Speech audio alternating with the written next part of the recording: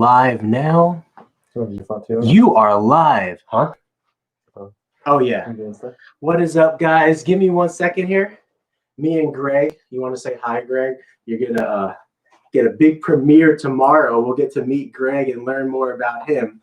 But we're getting ready to unbox this right here. I'm just going to have Greg run the Instagram live. And either there's one person watching or it's me that's live. So anyone in the chat, feel free to message. I've never done an Instagram live before, so let's see if anyone wants to. Have you done one before, Greg? No. I know that there is a quick way to do it. And if you're tuning into this video just for the unboxing, fast forward like 5 minutes and you'll see this puppy come out. But I'm just getting everything set here. Let's see. Oh, yeah, there's a couple people. It's a couple people live. Can you guys hear me okay? Oh, I don't need to type. I could just say hi to you guys. Let's see. So live streaming from Instagram, y'all. Hit me with some instructions if you know it. That's all we're waiting on here real quick. Feed, post, story, Instagram, TV, video, reel. Do I need to have a certain amount of followers to go live on Instagram? That might be. That might be. What do you guys think? Do I need a certain amount of followers to go live? You say yes. Greg's looking it up on his phone. If so, then yeah, we're just going to do a Instagram reel.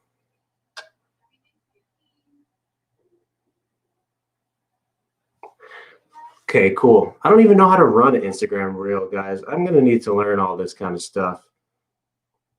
But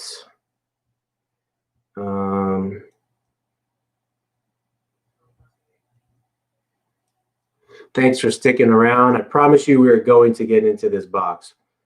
We are going to get in. How long is a reel? Did you find out, Greg, if I can live stream? No, easy way. I'm just looking. Okay. If not, we can just run a reel. Here, guys, I'll get it started. Yeah.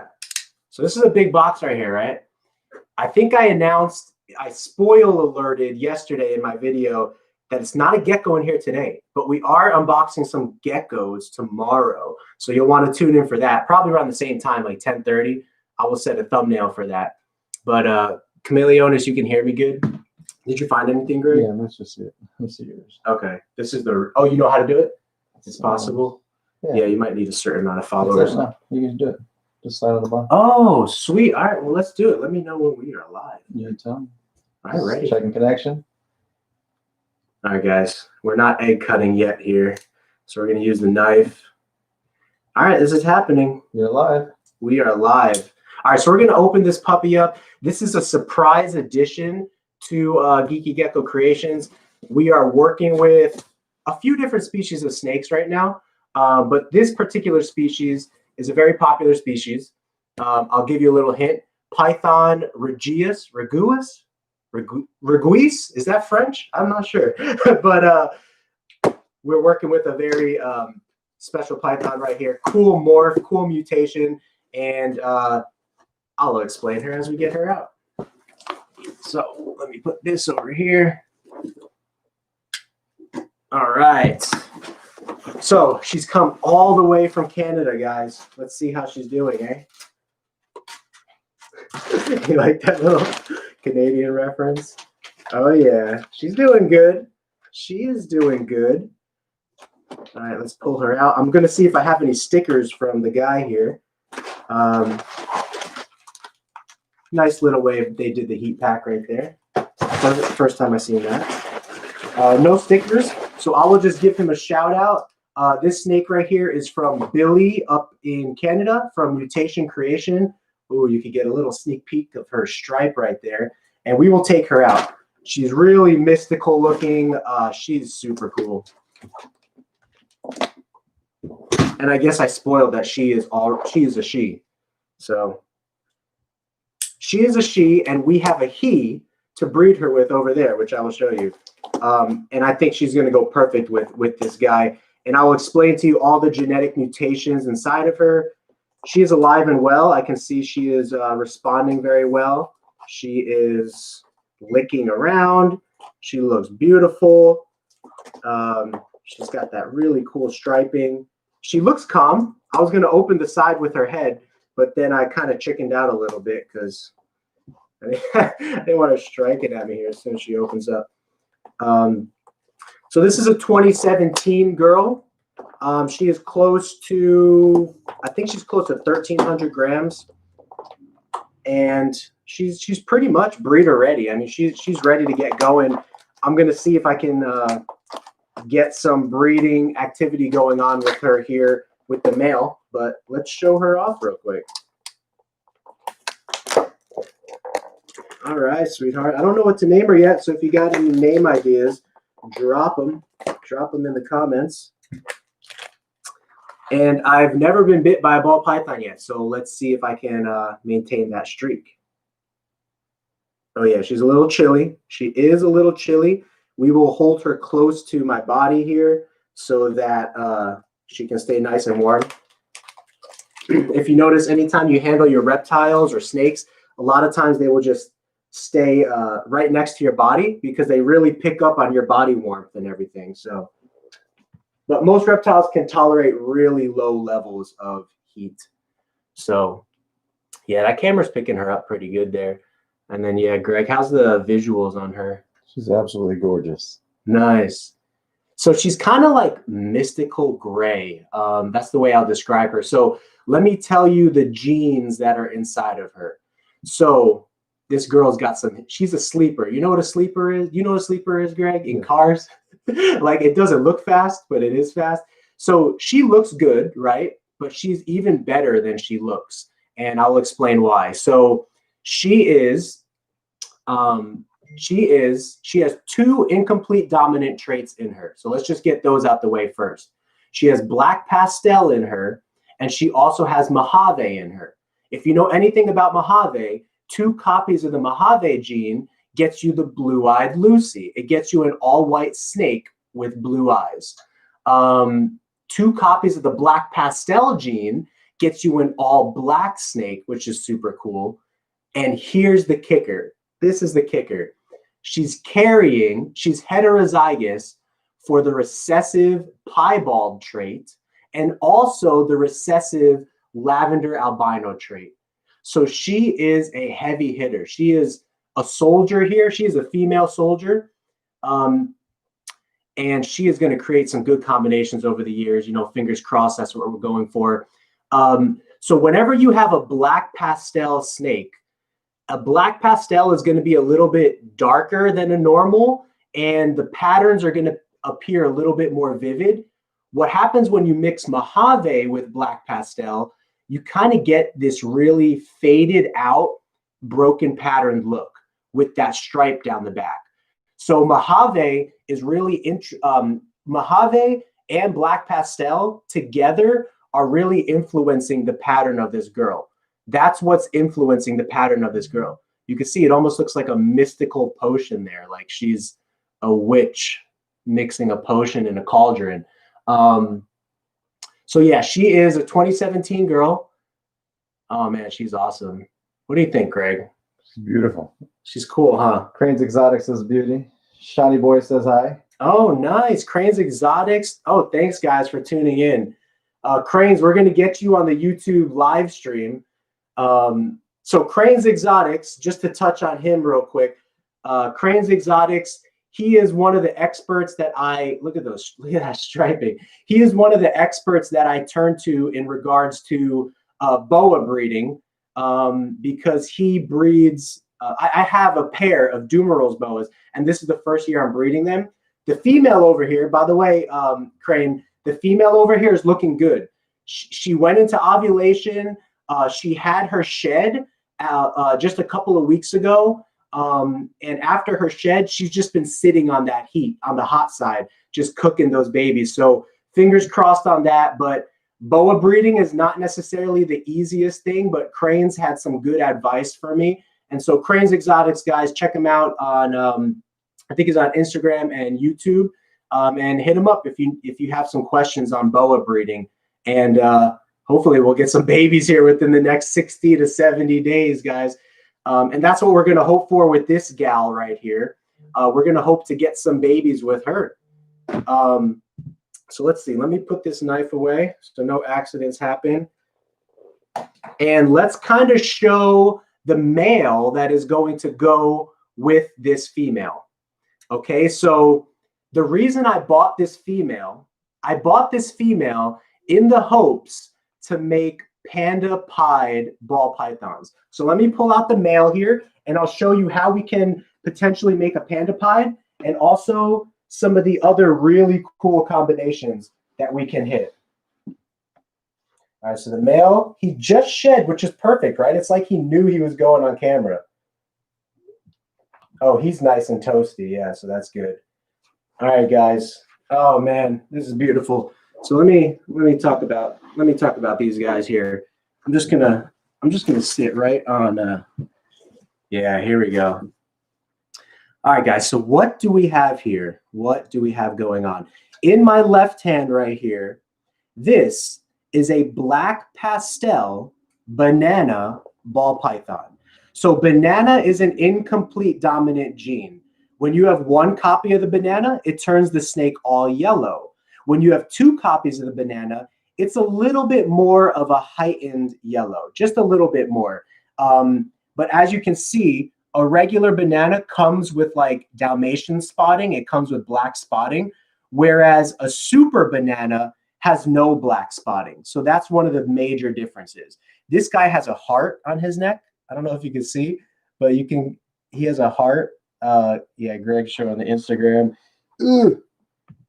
This girl's she's talking into my ear here. She's whispering. She's saying, "Hey, I think he's cute." The snake, that is. So cool, guys. I'm trying to show you the pattern and everything all at once here. There's a nice shot. I'm going to keep her close to my body so I can keep her warm. This guy is a black pastel, and he is, let me straighten my thoughts here. Black pastel and banana. So he's got two incomplete dominant traits. And he's also powerhouse het for piebald. And what is this girl? Het for piebald. So what are the possible combinations we could get out of these two?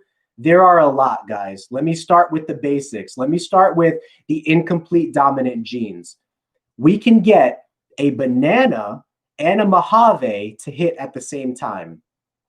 We can get a black pastel and another black pastel to hit at the same time. That would create an all black snake.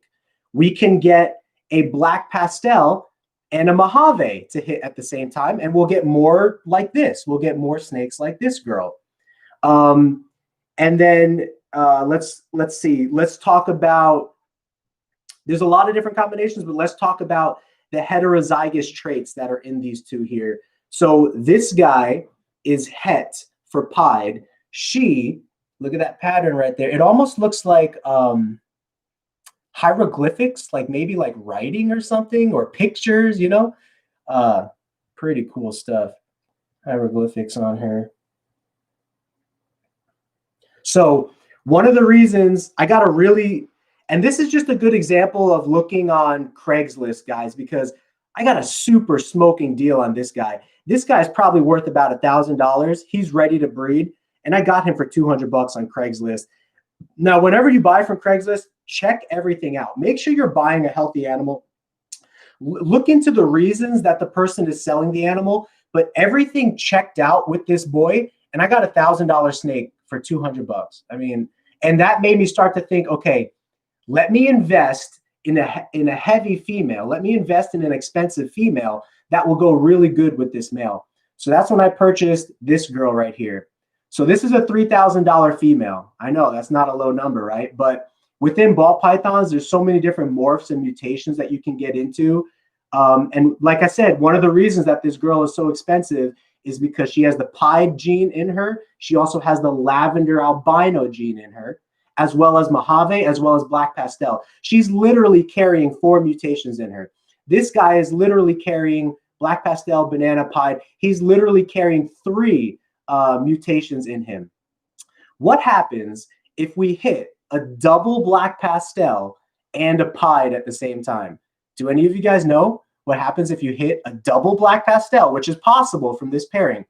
There's a 1 in 4 chance of hitting a double black pastel, which would be called a super black pastel.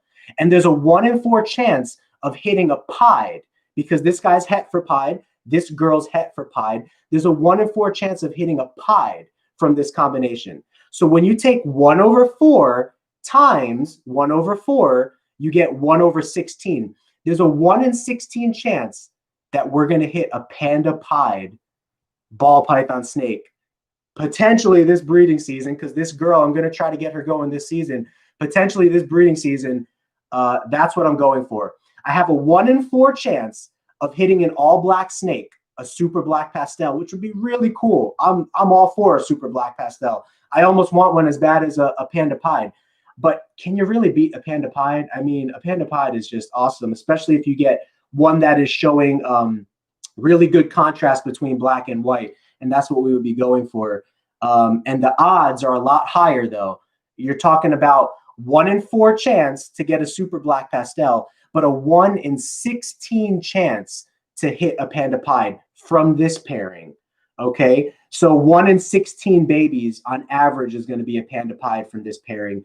And a ball python will have anywhere between maybe 6, 7, maybe 8 eggs on average. They could get up to 12. They can get up to 14 eggs, but that's a little bit more rare. And usually bigger females will carry larger clutches, but it's possible for a younger female to carry a clutch of 10 or so. But still, you can't guarantee that you're going to get, 10 eggs every season from these guys. And that's part of the, part of the fun of it, kind of, you're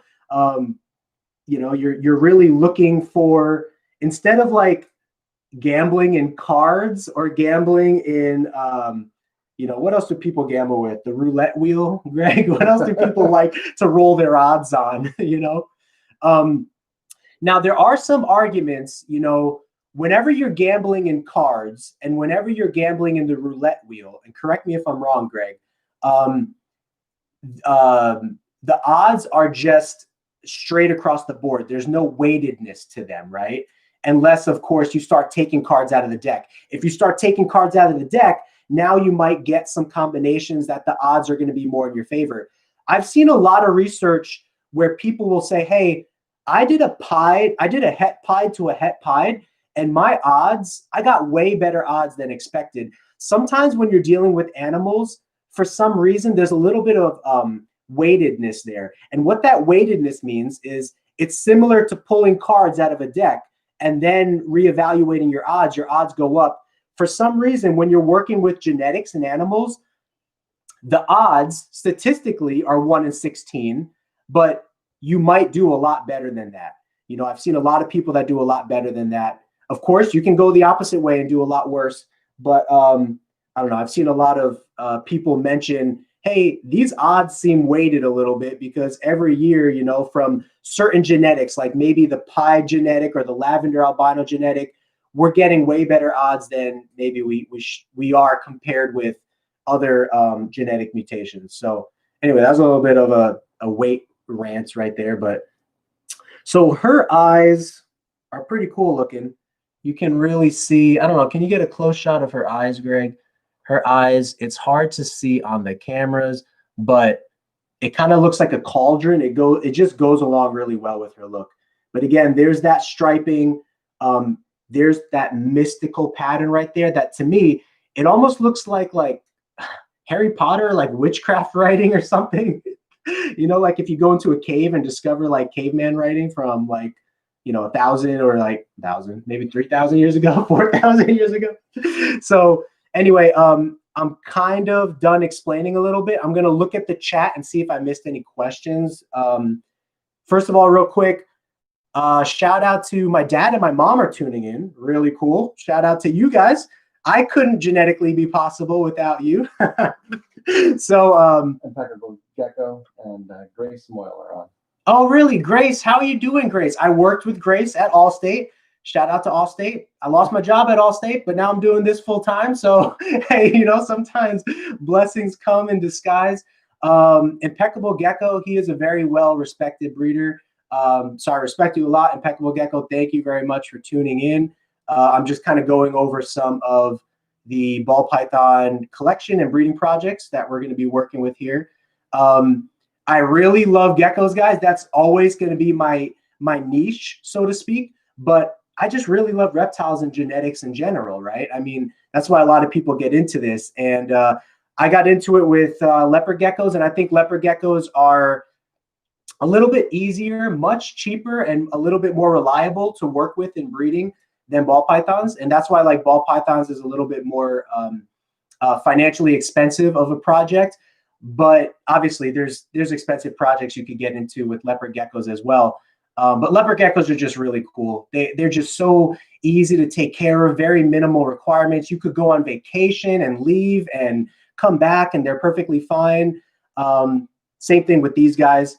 But again, we're really going to be focusing on leopard geckos, ball pythons. I got some Dumerals boas over here. I'm just getting into a lot of stuff. Tegus. I just really love the whole reptile hobby and genetics. But you never want to get in over your head too much because a lot of these animals take a lot of care. But since I'm doing this, kind of full time right now, I do have the care and attention to give to all the animals. So DEA Exotics, and then Gray said, I got laid off too, Frank. No way. Don't worry. Shout out to Geckos Unleashed for me. Shout out to Geckos Unleashed. Yeah, that is. So Geckos Unleashed is Grace Moyles. I worked with her. She breeds crested geckos. She focuses on crested geckos. So check out her Instagram page, Geckos Unleashed. And DEA Exotics. Andrew, really good to see you. I just saw that you dropped another live stream last night where you were doing a chat. And I was like, I was getting ready to do this live stream, so I couldn't check it out. But I'm going to check out your chat live stream because, the great thing about the reptile community is that, especially now with technology, we can really stay in touch with each other. We can really talk to each other, share projects, work projects, invest with each other. Guys, the community is great, and so I'm just excited to be part of the community along with you guys. And I think there's a lot of exciting projects to come. And thank you for tuning in and watching, So do you see any questions there, Greg, or anything? No any questions. Okay, I don't see any questions here. You should name her Hera. Okay, Xeno Ops Gaming. Why Hera? What is the significance of Hera? Do you know? Hera? I mean, Greek mythology. She was what kind of like goddess or something? She's essentially the queen of the goddess, the queen of essentially of them. And this is my only female ball python right now, so she is our queen here. That's a contender. Hera's that's Zeus. A contender. He's not Zeus. Zeus. So this guy's name was Kai. Well, I mean, I could rename him, but the owner that I got him from named him Kai. I forget why. It was some kind of Hawaiian influence, but he does have a Hawaiian look to him. Bananas, maybe that's why. Is that racist? It's a name. We're Filipinos. Yeah, we're Filipinos, so that's okay. So the other guy that's helping me right now, his name is Greg. He's a family member that I recently connected with. Guys, you definitely want to tune in tomorrow. We're going to do a live stream tomorrow at about 10:30, about the same time. Greg's going to be on that live stream. Maybe, I don't know if you can help. I want to have him like visually on the live stream, but I'll set the camera up on a tripod so we can tape ourselves because I want to show him and talk about him and his role here. But tomorrow we are unboxing, I'll just say a few. I won't spoil anything. I'll say a few really cool squared geckos, a few really cool squared leopard geckos. I'll put that out there. So y'all who are into leopard geckos, tune in tomorrow because we're really, I won't say anything more, but you'll want to see it. New project. So, well, thank you guys for tuning in. I mean, that was pretty much everything that I wanted to say about these guys. I know it's always super cool to like stay and chat with people for like hours and a long time, but I do want to get these guys put away. So if no one has any other questions or anything for now, I'll probably say goodbye for now, get these guys put away, and then like I'll do more videos on them. And then tomorrow's live stream, tune in tomorrow. Again, it's going to be probably about 10 to 10:30 in the morning, and we're going to reveal some new geckos that we're working with here. And I think we're super excited, And I think you guys would be super excited too. So, well, I don't see any questions. Do you see any questions, Greg? Well, thank you guys so much for tuning in. Again, I will do updated videos on these guys and their potential pairing and the odds and, you know, an egg cutting video when that time comes. And I'm just thankful and excited to have you guys tune in and be a part of this journey with me. So thank you guys very much. I never get to say this on a live stream yet, but have a Geeky Gecko great day. All right. That was awesome. End stream. Do you want me to download the video on this one?